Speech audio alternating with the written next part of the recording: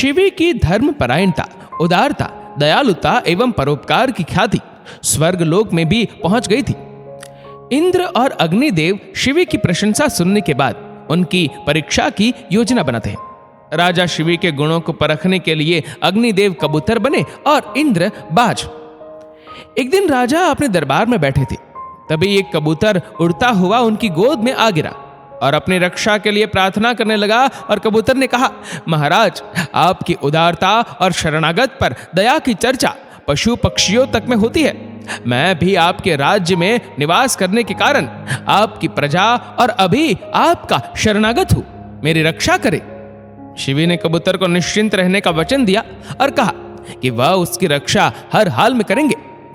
राजा ने जैसे ही वचन दिया, तभी वहां एक बाज आ पहुंचा और शिवी से कबूतर को वापस करने की मांग करने लगा। बाज ने कहा, महाराज, ये कबूतर मेरा आहार है।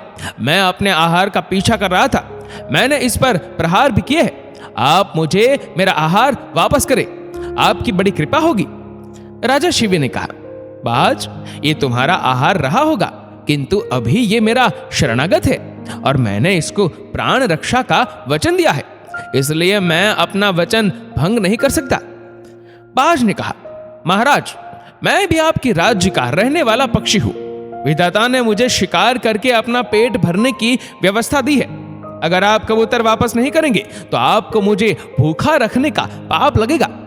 जो राजा अपनी प्रजा को किसी कारण कष्ट देता है या उसके आहार का हरण करता है, उस राजा पर से देवों की कृपा समाप्त हो जाती है, उसकी प्रजा को इसका दंड भोगना पड़ता है। आप ये पाप न करें। शिवी ने कहा, तुम्हारी बातें सत्य है, किंतु मैं वचनबद्ध हूं। शरणागत का अतीत मुझे ज्ञात नहीं था, इसलिए मैंने इसकी रक्षा का भार लिया है। इसके बदले मैं तुम्हें अन्य मांस का प्रबंध करा सकता हूं। बाज बोला, आप न्याय प्रिय है, मैं आहार प्राप्ति में स्वयं समर्थ हूं। इसका प्रमाण आपकी गोद में बैठा कबूतर है। जो राजा अपनी प्रजा को आलसी और राजकीय पर आधारित बनाता है, वह राजा न्याय प्रिय नहीं। राजकोष आपकी व्यक्तिगत संपत्ति नहीं, प्रजा का अधिकार है। बाज की तर्कपूर्ण बातों से शिवी निरुत्तर होने लगे। उन्होंने कहा, बाज, राजकोष मेरी संपत्ति नहीं, किंतु प्रजा कल्याण में प्रयोग का अधिकार है। कबूतर मेरी प्रजा है, उसके कल्याण के लिए प्रयोग का अधिकार है। बाज और शिवी में तर्क वितर्क चलता रहा। शिवी बाज के तर्कों के आगे झुक गए और उन्होंने बाज से ही रास्ता बताने का अनुरोध किया। बाज ने कहा, आप राजा है, मैं प्रजा, प्रजा को संतोषजनक पारितोषिक दीजिए। शिवी ने कहा, हर व्यक्ति को सबसे प्रिय उसके अपने शरीर का मांस होता है। मैं कबूतर के बदले अपने शरीर से मांस काट कर दे सकता हूं। बाज इस पर सहमत हो गया। एक बड़े से तराजू पर एक पलड़े पर कबूतर को रखा गया और दूसरे पर राजा शिवी ने अपनी जंघा से काट कर मांस का एक बड़ा टुकड़ा रखा, लेकिन पलड़ा हिला भी नहीं। शिवी अपने शरीर से मांस काट कर रखते गए, लेकिन पलड़ा नहीं हिला।